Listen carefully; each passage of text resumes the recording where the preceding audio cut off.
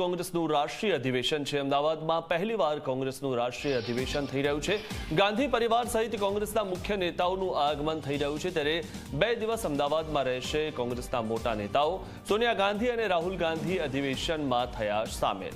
સીડબ્લ્યુસીની બેઠક અને અધિવેશનનું આયોજન કરવામાં આવ્યું છે, ત્યારે આજે સરદાર સ્મારક ખાતે સીડબ્લ્યુસીની બેઠકનું આયોજન કરવામાં આવ્યું છે। રાજ્યોના પ્રદેશ કોંગ્રેસ પ્રમુખ, સીડબ્લ્યુસીના સભ્યો, વિધાયક દળના નેતા, સીએલપી નેતા જોડાશે સીડબ્લ્યુસી બેઠકમાં। કોંગ્રેસના નેતાઓના આગમન પહેલા એરપોર્ટ પર ચુસ્ત પોલીસ બંદોબસ્ત ગોઠવી દેવામાં આવ્યો છે। 1500 પોલીસ કર્મચારીઓ અને અધિકારીઓ ખડે પગે છે। અમદાવાદ એરપોર્ટથી હોટેલ સુધી સાંસ્કૃતિક નૃત્યોની ઝાંખી પણ જોવા મળી રહી છે।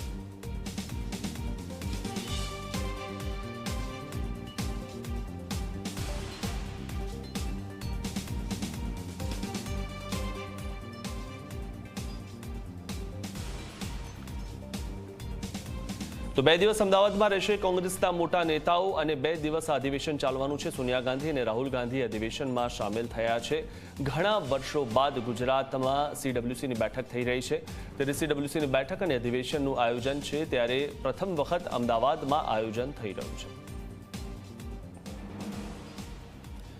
તમારી સાથે અમારા સંવાદદાતા ગૌરવ પટેલ અને ઉદય રંજન જોડાઈ ચૂક્યા છે। ગૌરવ, જે રીતે ઘણા વર્ષો બાદ ગુજરાતમાં સીડબ્લ્યુસીની બેઠક થઈ રહી છે અને અમદાવાદમાં પ્રથમ વખત થઈ રહી છે, કેટલું મહત્વ ધરાવે છે ગુજરાત માટે આ બેઠક?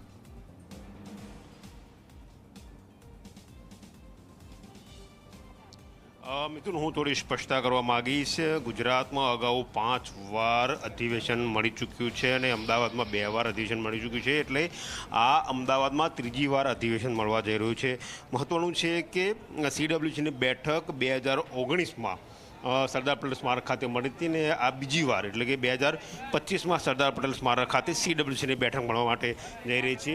કેટલાક સભ્યો જે ખરા સીડબ્લ્યુસીના એઓ હોટલથી બસ મારફતે સરદાર પટેલ સ્મારક પહોંચી ચૂક્યા છે અને થોડી જ વારમાં બાકીના સભ્યો છે તે પણ આવશે અને સીડબ્લ્યુસી બેઠકની થોડી વારમાં શરૂઆત થશે। સીડબ્લ્યુસીની બેઠકમાં જે મુસદ્દો તૈયાર કરવામાં આવ્યો છે, જે મુસદ્દો છે તેને બહાલી સીડબ્લ્યુસીની બેઠકમાં આપવામાં આવશે અને ત્યારબાદ જે બહાલી આપેલો મુસદ્દો છે તેના ઉપર આવતીકાલે રાષ્ટ્રીય અધિવેશનમાં ચર્ચા થશે।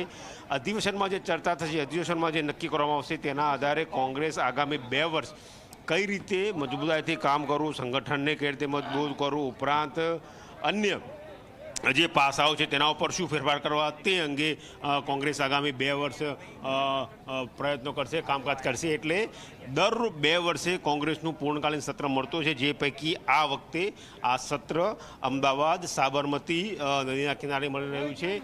મહત્વની વાત છે કે કર્ણાટકના બેલગાંવમાં ડિસેમ્બરમાં સીડબ્લ્યુસીની બેઠક મળી હતી, ત્યાં એવું નક્કી કરવામાં આવ્યું હતું કે આગામી અધિવેશન અમદાવાદ ખાતે મળશે, ગુજરાત ખાતે મળશે।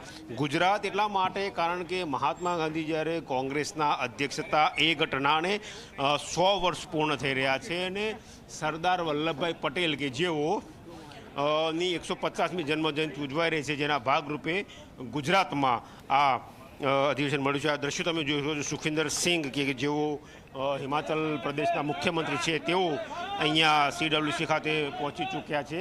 ઉપરાંત અન્ય જે નેતાઓ બાકી છે તે પણ થોડી વારમાં અહીંયા પહોંચશે અને થોડી વારમાં સીડબ્લ્યુસીની શરૂઆત થશે। આ સીધા દ્રશ્યો જોઈ શકો છો કે સીડબ્લ્યુસીના સભ્યોની બીજી બસ છે તે અહીંયા પહોંચી ચૂકી છે અને તે સભ્યો પોતાનું સ્થાન સીડબ્લ્યુસીમાં લેશે।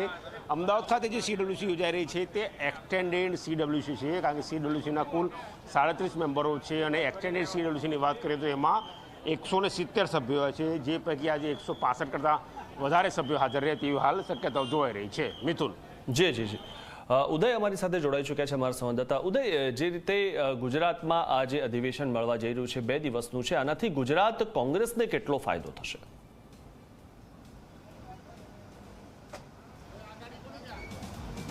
મિથુન, જો વાત કરવામાં આવે તો સોનિયા ગાંધી અને રાહુલ ગાંધી અત્યારે અમદાવાદમાં એમનું આગમન થઈ ગયું છે અને આજે આપ હોટલ જોઈ રહ્યા છો, આ હોટલ ખાતે એમનું રોકાણ છે।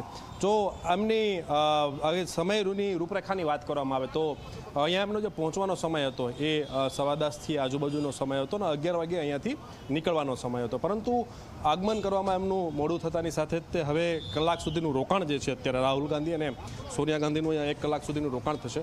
એટલે માનવામાં આવી રહ્યું છે કે 11:30 કે 11:15ની આજુબાજુ અહીંયાથી રાહુલ ગાંધી સોનિયા ગાંધી જે છે એ બેઠક અને અધિવેશનની અંદર ભાગ લેવા માટે અહીંયાથી રવાના થશે.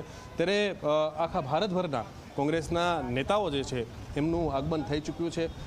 અલગ અલગ બસો જે છે એ ભરાઈ અને અત્યારે જે સ્થળ ઉપર કાર્યક્રમ રાખવામાં આવ્યો છે ત્યાં અત્યારે પહોંચવામાં આવી રહ્યા છે. આપ દ્રશ્યમાં જોઈ રહ્યા છો કે અત્યારે આ બસ જે છે બીજી એક વધુ ભરાઈ ચૂકી છે. આ બસ ભરાઈ અને થોડા સમયની અંદર અહીંયાથી રવાના થશે. તો આ જ પ્રકારે અત્યારે આયોજન જે છે શરૂ કરી દેવામાં આવેલું છે અને હવે થોડા સમયની અંદર અહીંયાથી રાહુલ ગાંધી અને સોનિયા ગાંધી જે છે એ પણ રવાના થશે. બીજી મહત્વની વાત કરવામાં આવે તો પોલીસનો બંદોબસ્ત જે છે ખાસ ગોઠવવામાં આવેલો છે અને અમદાવાદમાં અધિવેશનની રૂપરેખા અને ખાસ કરીને જો થોડાક ઇતિહાસની જો હું આપને વાત કરું તો 1907માં સુરતની અંદર જે છે એ યોજવામાં આવેલું હતું અને 1902ની અંદર ગુજરાતમાં પ્રથમ વખત કોંગ્રેસનું અધિવેશન કરવામાં આવ્યું હતું. ત્યારબાદ 1907માં સુરતમાં, 1921માં અમદાવાદમાં, 1938માં બારડોલીમાં અને 1961માં ભાવનગર ખાતે યોજાયું હતું અને અત્યારે 2025ની અંદર અત્યારે યોજવામાં આવેલું છે. કોંગ્રેસના નેતા આપણી સાથે જોડાયેલા છે. શું કહેશો અધિવેશનને લઈને ગુલાબસિંહ? એક વર્ષો પછી ગુજરાતમાં જ્યારે કોંગ્રેસ પાર્ટીનું અધિવેશન જાય, કાર્યકર્તામાં ઉત્સાહ છે, સમગ્ર દેશના એઆઈસીસી ડેલિગેટોમાં ઉત્સાહ છે. કોંગ્રેસ પાર્ટીની વર્કિંગ કમિટી સાથે મિટિંગને એક નવો જોમ કોંગ્રેસમાં પૂરાશે અધિવેશન પછી એવું સમગ્ર કોંગ્રેસના કાર્યકર્તાઓને લાગી રહ્યું. 2027ની વિધાનસભાને અનુલક્ષીને કોંગ્રેસ પાર્ટી કઈ રીતે મજબૂતાઈથી લડે એના માટેનો એક પ્લાન બનાવી અને આગામી સમયમાં સારામાં સારું પરિણામ ગુજરાતમાં કોંગ્રેસ પાર્ટીનું મળે એના માટેના અમારા પ્રયત્ન રહેશે. કાર્યક્રમ શું અને કેવા પ્રકારનો રહેશે? આજે સવારના CWCની મિટિંગ છે, સાંજે પ્રાર્થના સભા છે ગાંધી આશ્રમમાં અને સાંજે રાત્રેના કલ્ચર કાર્યક્રમ છે રિવરફ્રન્ટ પર અને આવતીકાલે અધિવેશનનો જે એઆઈસીસી ડેલિગેટનું અધિવેશન છે એ રિવરફ્રન્ટ પર યોજાશે. અત્યારે રાહુલ ગાંધી અને સોનિયા ગાંધી વ્યક્તિગત તમારા મળવાનું થયું ખરા હોટલમાં? હજી આવ્યા છે, અત્યારે CWCની મિટિંગમાં જશે ને એના પછી જ્યારે પણ જે પણ કોંગ્રેસના આગેવાનને મળવાનું છે બધાને મુલાકાત લે. તમે પણ ગુજરાતમાંથી ધારાસભ્ય રહી ચૂક્યા છો. તમારા ધ્યાને કયા મુદ્દાઓ મૂકવામાં આવશે આ વખતે? સંગઠનને લઈને જે પ્રશ્નો ચાલી રહ્યા છે એ શું મૂકવામાં આવશે? દેખો, ગુજરાતના મુદ્દાઓ જે છે ચાહે ખેડૂતોના, વિદ્યાર્થીઓના, બેરોજગારોના હોય, ડ્રગ્સનું, દારૂનું, આ અલગ અલગ જે મુદ્દાઓ છે. ગુજરાતના યુવાધન બરબાદ થઈ રહ્યું છે, ગુજરાતમાં રોજગારી નથી મળતી. આજે પણ કેટલા શિક્ષકો પોતાની રોજગારી માટે આંદોલનો કરી રહ્યા છે.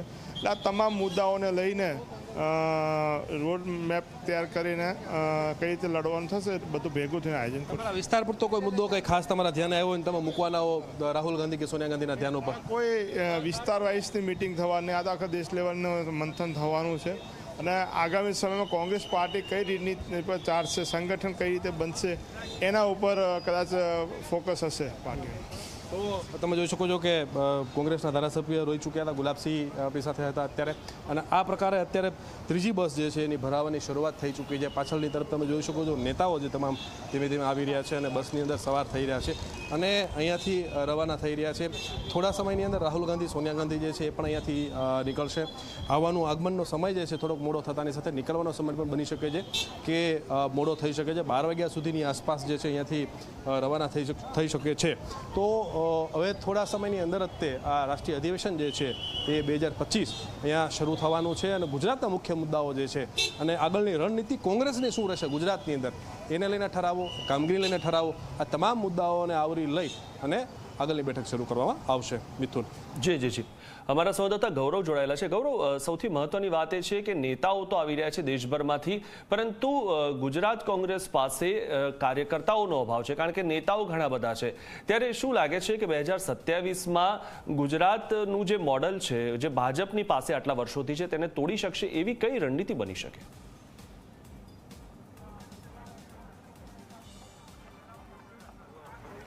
મિથુન,